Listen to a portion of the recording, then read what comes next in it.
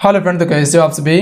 स्वागत करते हैं आप सभी का युवस्ती जी क्विज में। तो दोस्तों आज जो है कि बिहार सिविल कोड के लिए हिंदी का मॉडल सेट नंबर 3 लेके आए हुए हैं, क्योंकि इससे पहले already MCB 2 model set complete कर चुके थे, जिसमें कि 30 क्वेश्चन आपको दिया जा रहा है बिल्कुल पेपर की तरह। तो कंप्लीट इसे जरूर सॉल्व कीजिएगा और सारा प्लेलिस्ट बना दिए हैं, आप सभी जाके देख लीजिएगा। प्लेलिस्ट का लिंक डिस्क्रिप्शन में दे दिए हैं। सारा प्रैक्टिस सेट एक ही प्लेलिस्ट में ऐड कर दिए हैं, तो सारा चीज कवर कर लीजिएगा आप सभी। और देखिए अभी जो आपके पास समय बचा हुआ है, प्रॉपर उस समय को पढ़ाई में लगाइए आप सभी, क्योंकि परीक्षा का इंतजार मत कीजिए आप सभी, क्योंकि कब डेट आ जाएगा ये ना आपको पता है ना हमें पता है। ध्यान रखिएगा आप सभी, इसीलिए अपना तैयारी प्रॉपर आप सभी बना के रखिए, ताकि अगर एग्जाम डेट आ भी जाता है तो प्रॉब्लम बाद में ना हो आपको। तो चलिए शुरू करते पहले आज के इस मॉडल सेट को। हम सभी जो चैनल पर नए हैं चैनल को सब्सक्राइब करने घंटे को प्रेस कर लीजिएगा और आज की इस वीडियो को लाइक करके आपसे शेयर जरूर कीजिएगा अपने दोस्तों में। आइए फर्स्ट क्वेश्चन देखिए। पहला क्वेश्चन है कि एक छंद में कितने चरण होते हैं फ्रेंड। हालांकि अभी छंद का एक थ्योरी क्लास लेंगे तो उसमें सारा चीज आपका क्लियर हो जाएंगे, ध्यान रखिएगा आप सभी। क्लियर है? तो देखिए एक छंद में चरण की बात किया जाए 4 चरण होता है, ध्यान रखिएगा आप सभी। किसी किसी में 6 चरण भी देखने के लिए मिलता है, तो वो थ्योरी क्लास में आपको बिल्कुल डिटेल से कवर करवा देंगे। एक क्लास होगा, चिंता नहीं करना आप सभी को। अगला क्वेश्चन देख लीजिए, मुहावरे का सही अर्थ क्या होगा। जैसे कि गिदड़ भभकी का अर्थ क्या होता है। गिदड़ भभकी मुहावरे का अर्थ क्या हो जाएगा, कोरी धमकी होगा। ए राइट आंसर है। क्लियर है, कोरी धमकी, गिदड़ भभकी देना। अगला है, रस का संबंध किस धातु से माना जाता है। श्री से माना जाता है, ध्यान रखिएगा आप सभी। ऑप्शन में ए राइट आंसर हो जाएंगे। देखिए रस का शाब्दिक अर्थ क्या होता है फ्रेंड, तो ध्यान रखिएगा आनंद।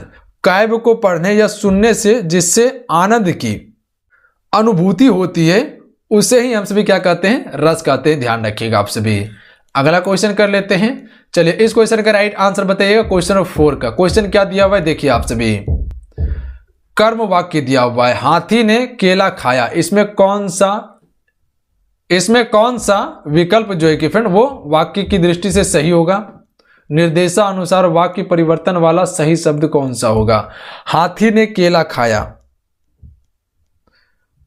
तो अगर कर्म वाक्य की बात किया जाए तो इसमें जो सही हो जाएगा ऑप्शन नंबर सी हो जाएगा कि हाथी के द्वारा केला खाया गया है। ध्यान रखिएगा आप सभी। तो कर्म वाक्य का बात किया जा रहा है, कर्म करना है इसमें। अब देखिए कर्म वाक्य का बात आया तो कर्म वाक्य किसे कहते हैं, तो ध्यान रखिएगा जिस वाक्य में कर्म की प्रधानता होती है तथा क्रिया का प्रयोग कर्म के लिंग वचन और पुरुष अनुसार होता है और कर्ता की स्थिति में स्वयं कर्म होता है, वहां पर कर्मवाच्य होता है। ध्यान रखिएगा जैसे एग्जाम्पल में हाथी द्वारा केला खाया गया, तो ये क्या है, कर्म वाक्य का उदाहरण है फ्रेंड। अगला क्वेश्चन है, इनमें से किस चिन्ह का अर्थ आधा रुकना है, तो ये हो जाएंगे बी राइट आंसर हो जाएंगे अर्ध विराम का। इसको हम सभी क्या कहते हैं, अर्ध विराम कहते हैं। क्लियर है? इसको क्या कहते हैं हम सभी, इसको कहते हैं अल्प विराम। समान अर्थ को अलग करने के लिए अल्प विराम का प्रयोग करते हैं, जैसे राम, मोहन और सीता या सोहन। तो राम को अलग करने के लिए हम सभी अल्प विराम का प्रयोग करेंगे, ध्यान रखिएगा आप सभी।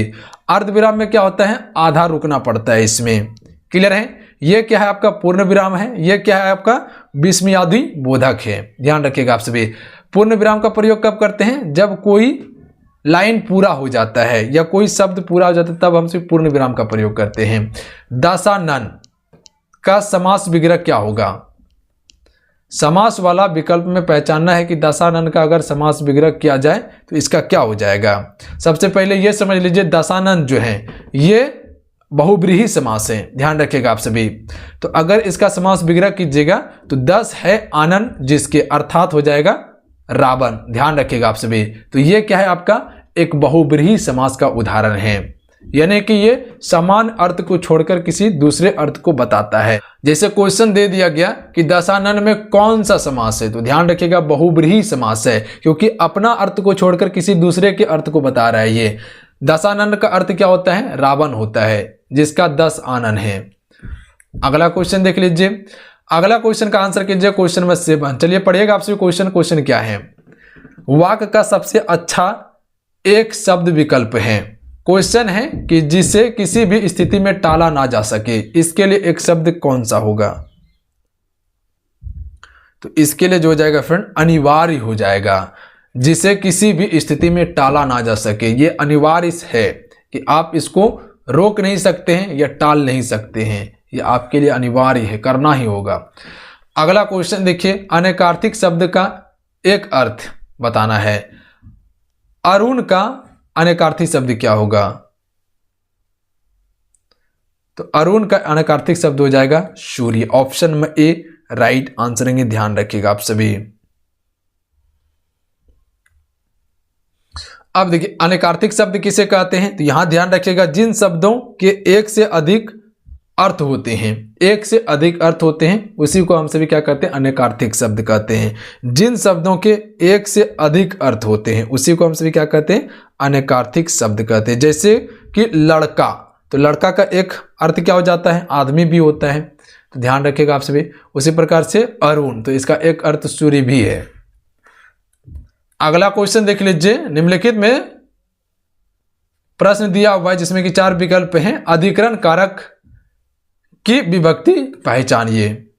अधिकरण कारक का, तो अधिकरण कारक में आपको क्या बताए थे, इसका चिन्ह क्या था, अधिकार करके बैठना, यानी कि में और पर, में हो जाएगा और पर हो जाएगा। जैसे वृक्ष पर चिड़िया बैठी हुई है, या बोतल में पानी भरा हुआ है, यानी कि अधिकार करके। तो इसमें अधिकरण किसमें हो जाएगा, में और पर। तो इसका ऑप्शन नंबर क्या हो जाएंगे, डी हो जाएंगे, ध्यान रखिएगा। उस सही विकल्प का चयन करें जो बताता है कि पुरुषवाचक सर्वनाम का भेद नहीं है। कौन सा?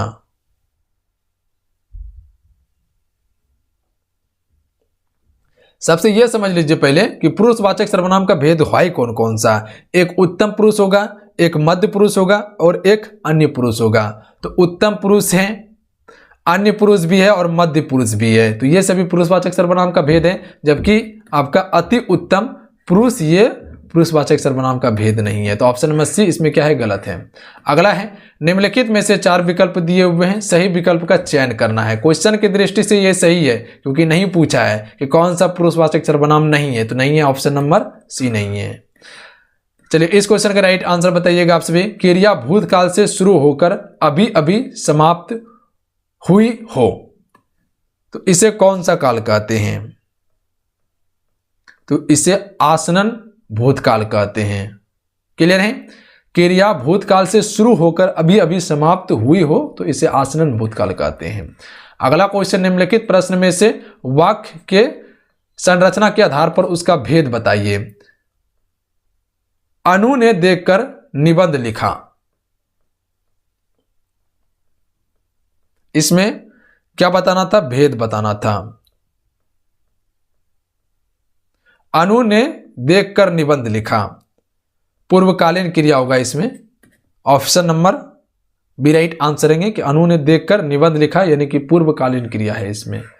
अगला है, चलिए इस क्वेश्चन का राइट आंसर बताइएगा। सही स्त्रीलिंग शब्द बताना है। प्रबंधक कर्ता का स्त्रीलिंग क्या होगा? सिंपल सा है, प्रबंधक करती हो जाएगा स्त्रीलिंग। अगला है, तो अगला क्वेश्चन देखिए, नीचे दिए गए शब्द का सही बहुवचन रूप वाला विकल्प का चयन कीजिए। नेता का बहुवचन क्या होगा? तो नेता का नेति नहीं होगा, ध्यान रखिएगा, यह नेताओं नहीं होगा। नेता का हमेशा नेता ही बहुवचन होता है, ध्यान रखिएगा आप सभी, क्योंकि ये एक संज्ञा शब्द है और संज्ञा का एक वचन और बहुवचन हमेशा एक ही होता है। संज्ञा का एक वचन और बहुवचन हमेशा एक ही होता है, ध्यान रखिएगा। बहुवचन वाला रूप वाला विकल्प का पहचान करना है। ऋतु का बहुवचन क्या होगा? तो सिंपल सा है, ऋतुएं हो जाएगा ऋतु का बहुवचन।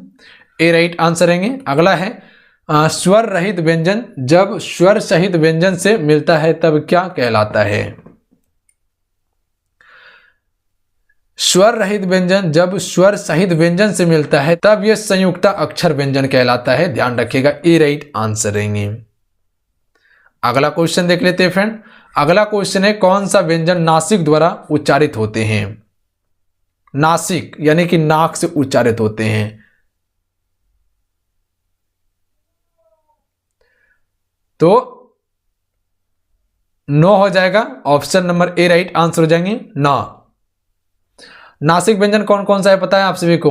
जैसे आपको बताते हैं, को में आपका क्या हो जाएंगे, जैसे को वर्ग में नासिक व्यंजन जो आ जाएंगे आपका अंगो वाला, ये नासिक है। चो में आपका क्या आ जाएंगे, चो वर्ग में या जो है या आपका नासिक व्यंजन है, जो सबसे अंत वाला है वो आपका नासिक व्यंजन है। ट वर्ग में जो है न, ये भी नासिक व्यंजन है। त वर्ग में जो है मूर्धन्य, ये भी नासिक व्यंजन है। तो ये सभी क्या है, नासिक व्यंजन है जो पीछे वाला है। अगला क्वेश्चन देखिए, निम्न वाक्य विशेषण की किस अवस्था से हैं? यह करेला कड़वा है। यह करेला कड़वा है मूल्य अवस्था से संबंधित है, ध्यान रखिएगा आप सभी। अगला है, तुलसीदास जी द्वारा रचित पुस्तक महाकाव्य का नाम है। तो इसका पुस्तक है रामचरितमानस, ऑप्शन में बी राइट आंसर रहेंगे। अगला है, रंगभूमि किस प्रसिद्ध लेखक द्वारा रचित उपन्यास है? तो रंगभूमि के रचयिता है प्रेमचंद्र। अगला क्वेश्चन देखिए, इनमें से कौन सा जयशंकर प्रसाद जी की प्रसिद्ध रचना है? तो देखिए कामायनी, ये जयशंकर प्रसाद की रचना है फ्रेंड, ध्यान रखिएगा आप सभी, याद रहेगा। अगला क्वेश्चन देख लीजिए, 2017 का साहित्य अकादमिक पुरस्कार किस लेखक को दिया गया था? तो रमेश कुंतल मेघ को दिया गया था। अगला क्वेश्चन देख लीजिए, चलिए इस क्वेश्चन का राइट आंसर बताइएगा, अलंकार से संबंधित है। तरनी तनुजा तट तमाल तरुवर बहु छाय में कौन सा अलंकार है?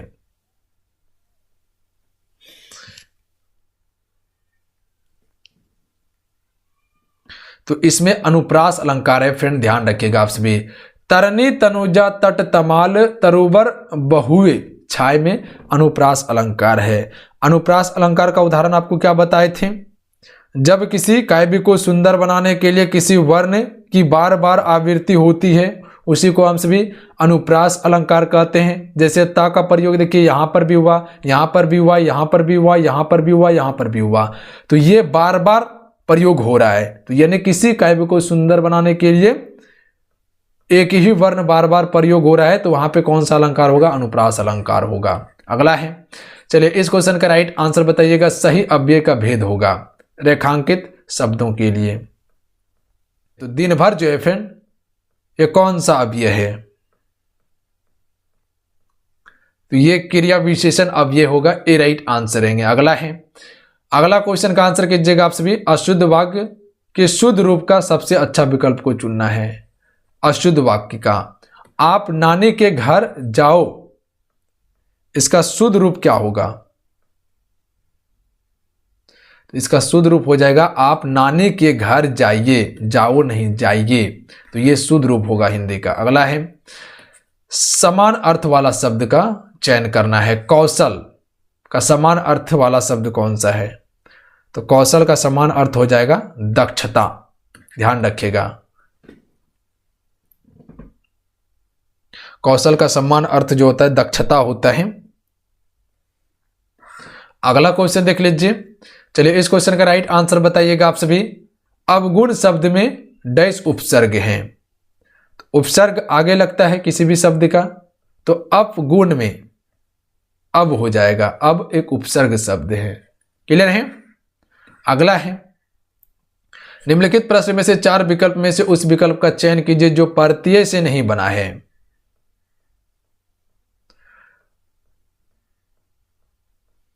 प्रत्यय से नहीं बना हुआ शब्द है।